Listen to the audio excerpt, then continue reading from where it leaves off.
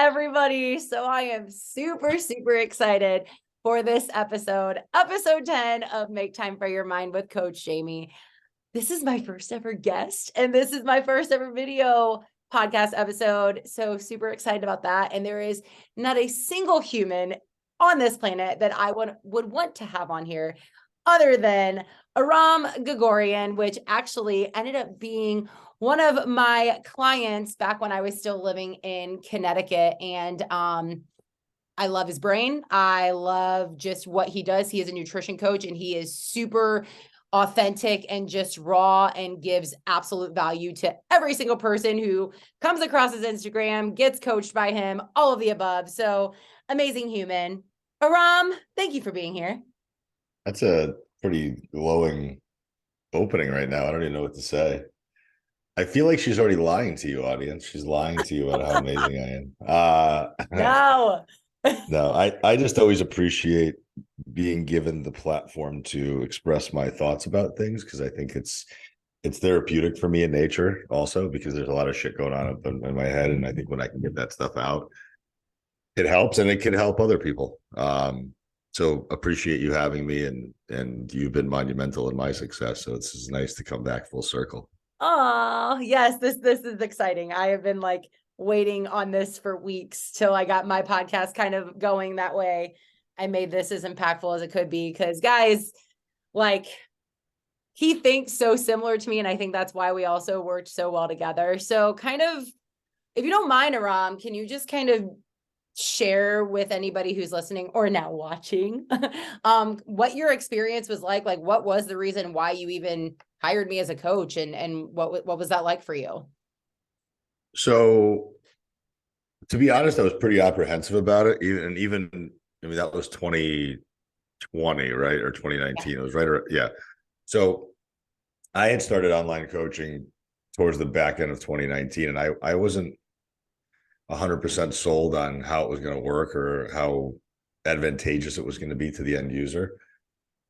So there was definitely a lot of hesitance for me. It's like, well, it's a lot of money to spend up front, and is this not something I could just do by myself? And I think that's where most people's hesitance is. It's this idea of self-investment, and I can do it by myself, so why pay for it? Right. Well, a very easy way to approach that resistance is when you pay for it, it's real. And now you have accountability that you have to show up for. Yeah. Now, obviously, you don't have to show up. Obviously, there's plenty of people that I coach that I don't hear from. There's plenty of people. I hired a coach once, and I didn't do anything for 6 months. So it has to be a good relationship of yin and yang. And it's kind of like I always describe to my clients is like, this is going to be a relationship. Like, this is something that you have to foster and nurture and communicate and be involved in and be an active participant in, or else you're not going to get the value out of it. So I don't care if it's $2,000 or $10,000, it'll be worthless for you if you don't do anything with it. So I think what the great thing about our relationship was that you challenged me, and that you gave me work to do that I wasn't ordinarily going to do on my own. And when it comes to mental health, and that's what I came to you for, was I think if you're old enough and you've been around the block long enough, you kind of know what you should be doing. But it's nice to get that third party perspective, and it's nice to be able to get suggestions from somebody who is doing this with multiple people who are seeing either similar themes of problems or similar problems in general. It's like, well, these things kind of work well for this individual. Try it for you. A lot of the communication style that I had wasn't great when you helped me change that. So there was definitely like a lot of hesitance at first.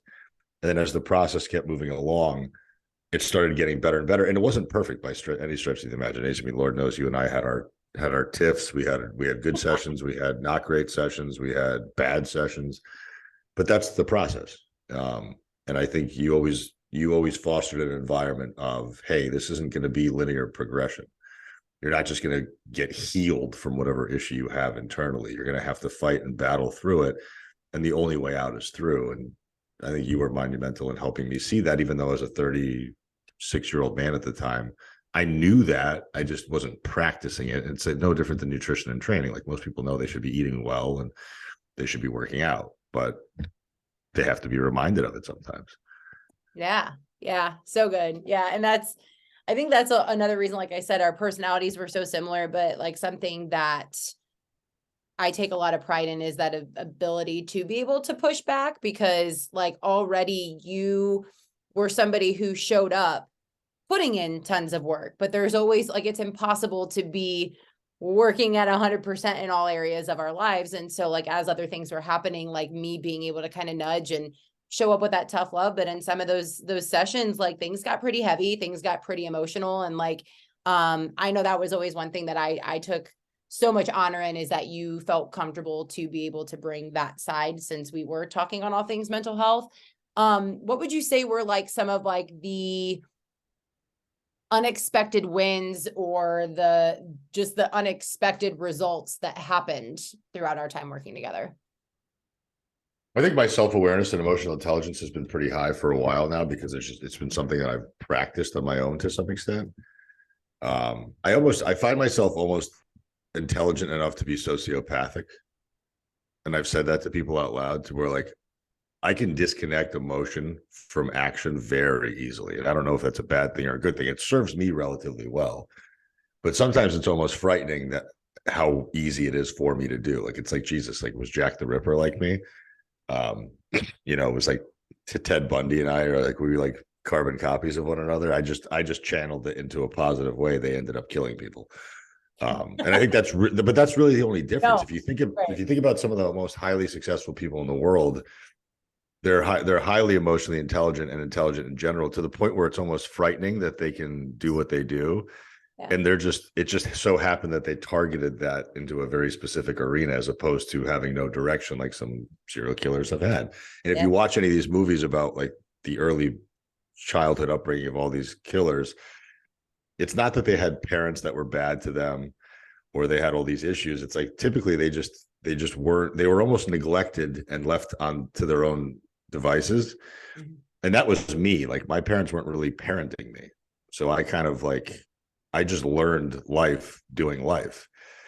And by the time I got to you, life at the time was rocky, purely because of the relationship status that I was in, that just was kind of just degrading my mental health.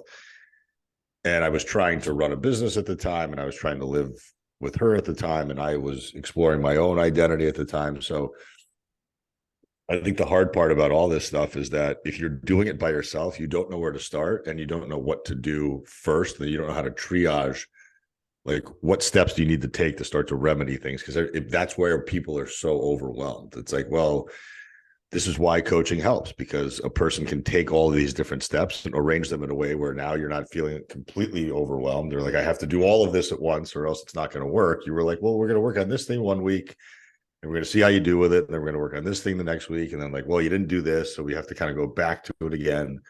And you never let me slip, which is something that I've actually taken into my coaching practice, which I'm not going to let you move to B unless you finish A.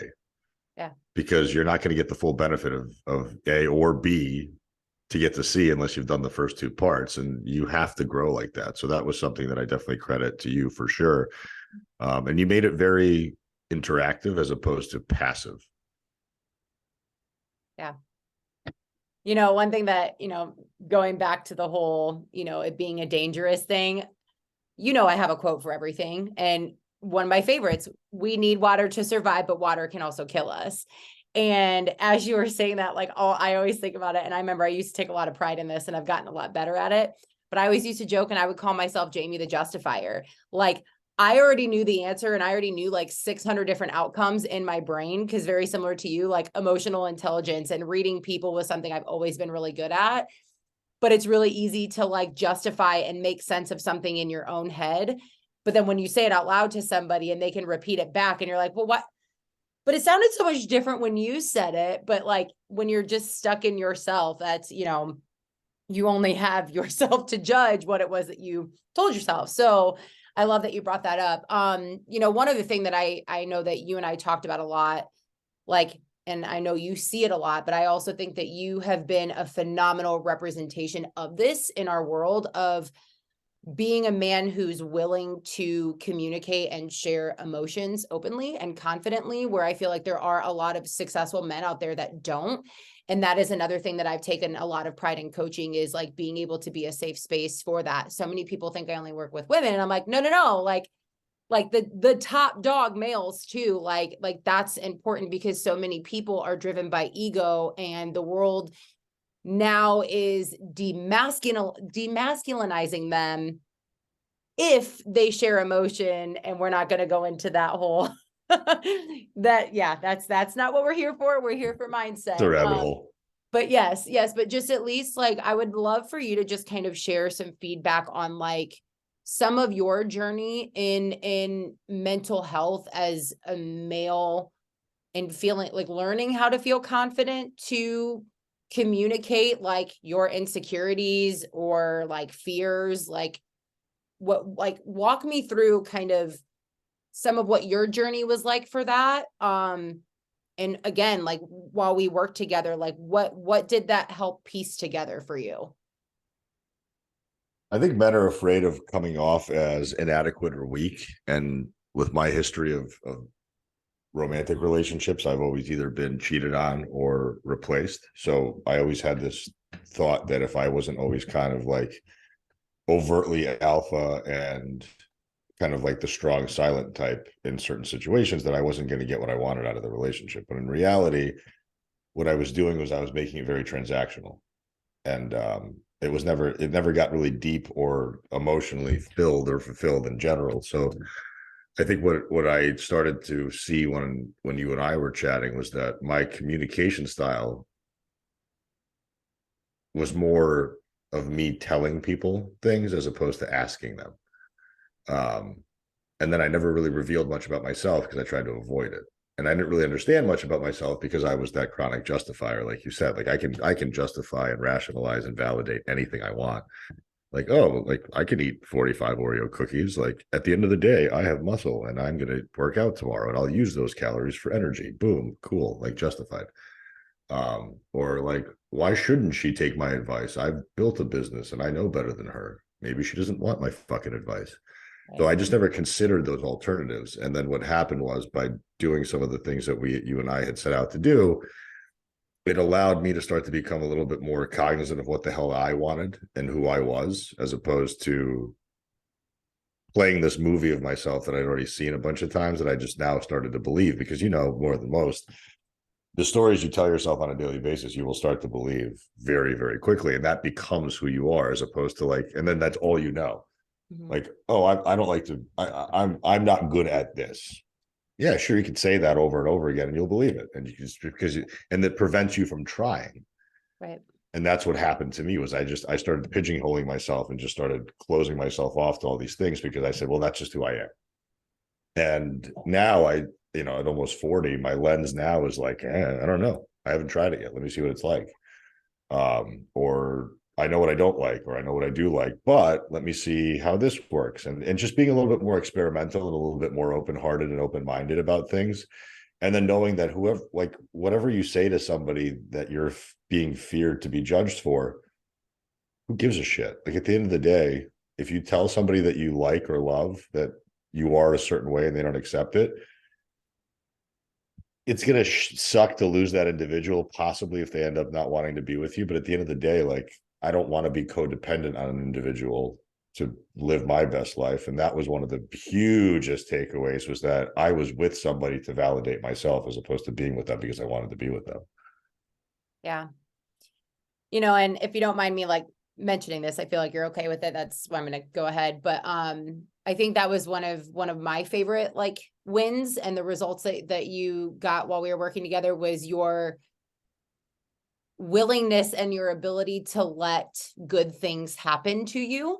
Because I think also that big alpha personality of like having to be so protective all the time and acting like everything was good, like it kept you from genuinely experiencing happiness and actually experience true connection within relationships. And I think that like, although again, you were always transparent in your emotions, it went from, it's a matter of fact, this is just how I'm feeling, to like, no, like I actually am going to share this and be willing to let that lead to a connection rather than like me having to hold where I'm at. So that, yeah, I'm really glad you mentioned that. Yeah, no, and mental health is such a skill set. it's a practice like anything else. And I think the reality is people think that they're going to get healed from a problem. Like it's not an illness. Like you're not experiencing an illness when you have anxiety or depression or body An dysmorphia emotion. yeah, it's like emotional eating or eating disorders. Like all of these things aren't physical conditions. They're mental conditions that you'll probably never actually cure because there's no medicine for it. And it's not like you're taking medicine. It's really just daily medicine, which is like I have to remind myself of this stuff daily. I equate it to like an alcoholic. Like an alcoholic, once they're an alcoholic, they're going to be an alcoholic for life, and that risk is always going to be there. That if they're in a bad environment or if they're not paying attention to their surroundings or their mental health, they could slip because that tendency will always stay there. You're not going to knock that tendency completely out, I don't think. Yeah. I'm sure in some rare cases that probably does happen. I don't know. I don't have the evidence If to you support build a that. strong enough muscle to be able to create those habits of self-control. But like, I think another very powerful thing that you just mentioned right there, and I say this to people all the time. I know there's tons of coaches out there and, therapy techniques and everything where people are like, oh my gosh, like this happened and I'm healed. Well, no, like I used to be a facilitator for grieving kids due to death of a loved one. And like, say when this little girl was 4, her parent died. And then now she's 16 and she's grieving because like her mom isn't there to help her get ready for homecoming. And so now she's crying 12 years later. And people are like, well, you should be over it by now. No. She's grieving something different that came from that situation.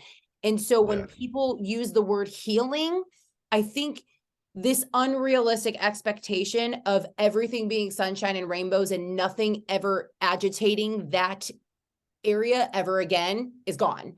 And so they almost set themselves up for failure with that way, where if you just broke it down, taking it day by day, and it's that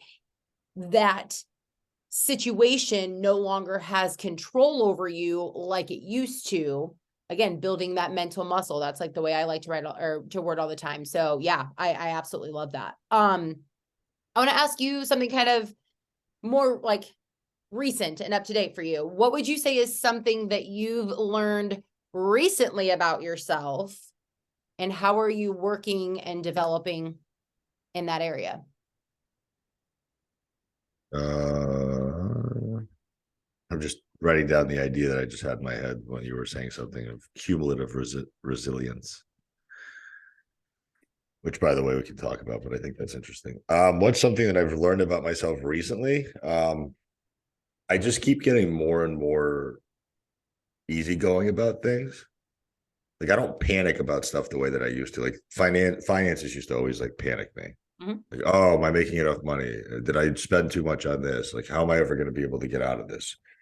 When now it's like I'm about to move into a new apartment that's $1,000 more than what I pay now a month, which is frightening because it's that much more financial burden. But it's like the way I think about it now is instead of having this like mindset of like I can't afford it, it's how am I going to make it work? Yeah. So it enables me to be in control as opposed to feeling hopeless and powerless. So it's like that analogy of like the snake in the cage. Like if you keep a snake in a small cage, it's going to be tiny. If you let it grow to its environment and its environment is huge, it'll get as big as it can. So for me, like, okay, well now I have $1,000 more to pay for rent, which means I'll just find more resourceful ways to make that $1,000 that I don't have right now.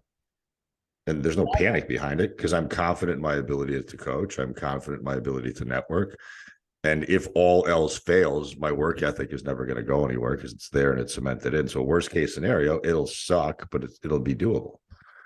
Yeah. Where, so there's not as much of that like stress induced anxiety of thinking about, oh my God, this is so scary. Like that's where most people I think are so trapped and they never allow themselves to develop any type of achievement because they're so afraid of taking that step because of that fear, as opposed to like take the step, deal with the consequences afterwards. I promise you'll find a way to figure it out. Yeah. So good. So good. You made a note. Did you want to share anything? No, I was just saying, like you were saying stuff about like the way that I think about things now, it's like we build this cumulative level of resilience. So like what seems hard now gets easy. And then the next hard thing gets easy too. So over time, like you get a lot more relaxed about everything. You start becoming less dreadful because not everything is so scary anymore, because each hard thing you thought you couldn't do, you did. And then over time, I think like it's not that you're building a callus or like this like I don't care about things anymore, or I'm impervious to pain. It's that the pain of all the things that you've experienced in your life just keeps getting less and less and less because it's not as painful anymore because you've dealt with it. Mhm. And you've dealt with it because you've just experienced it and you realized it wasn't going to be as harmful as you thought it was in that moment. Like every time you go through a breakup, how awful is it? And then 6 months later, you're like looking back, laughing at it. Like, why the hell was I sitting on the couch, like crying myself to sleep every night when I could have just, and yeah, that's not to invalidate that it sucks in the moment. Yeah. But each time you go through another round of discomfort or heartache or hardship or discomfort, it builds this level of cumulative resilience that you now have for the rest of your life, Yeah. which just makes it everything much easier down the line. So I would imagine that by 60, I'll be even more confident and even be more easygoing. Yeah.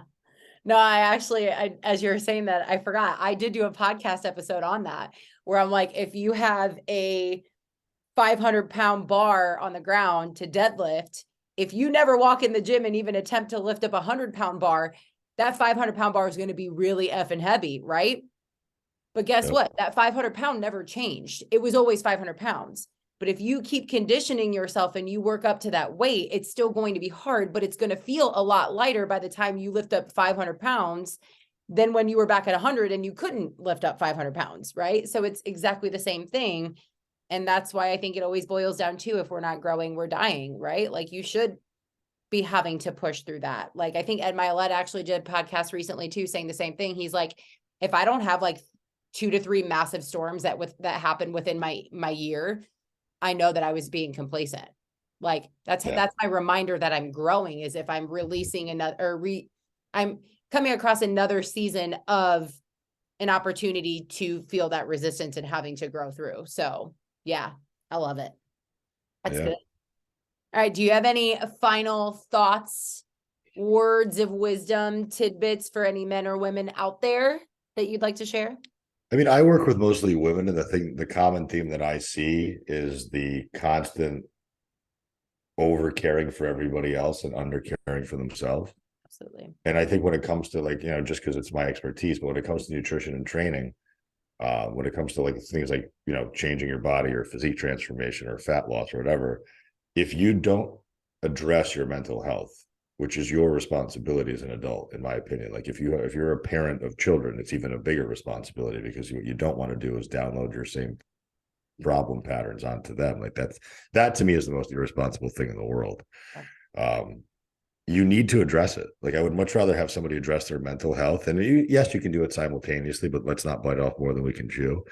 But if you're not addressing your mental health and your goal is something like habit-based change, how do you expect to ever change a habit-based system? You can't start to eat better unless you convince yourself that better is better.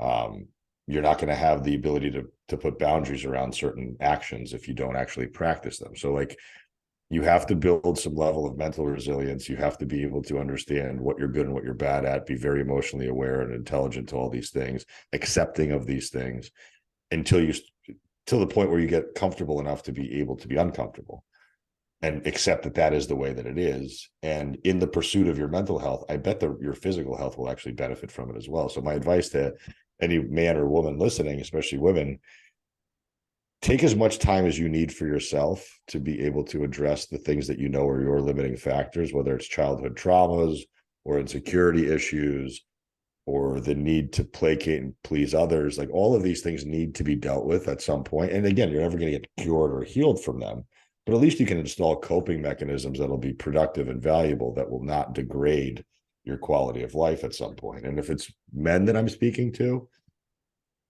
nobody cares that you're tough or not tough. Like most men these days aren't that tough anyway. Like it's not the 1950s where like everybody was walking around as John Wayne with like straw in their mouth. So pants are tighter, voices are higher. It's okay. Like if you're having a bad day and you need to cry, cry. If you need to talk to your wife or your loved one about something, do it, because I promise you it's going to save you a lot of grief 3 to 5 months down the road of you just building it up and bottling up, because you're going to snap and you're going to piss somebody off. And that's the behavior you're used to. And that's the shit that's got to stop, because that's what's putting a bad name on most of our gender, is that men tend to just bottle it all up until they blow up, as opposed to just having a very civil conversation about how they feel. So that would be my advice to guys. So good. Aram, you're amazing. Thank you so much for being here, sharing your knowledge, for being comfortable enough to just talk about our experience of working together. And I'm going to be plugging all your stuff below. Guys, I'm telling you, if you want a nutrition coach that is going to have your back, that is going to be in the trenches with you with all of that, through the ugly and the good moments, every step of the way, he is your guy. I will put all of his information below and everywhere I possibly can. Final part, as this is the true style of the podcast, I want to pivot the same question I finished with Aram on for you guys is, what is something that you've learned about yourself recently, and what are you doing to work on developing in that area? Think about it. Share it with me if you'd like. Other than that, I appreciate y'all. With love and gratitude, Coach Jayme out.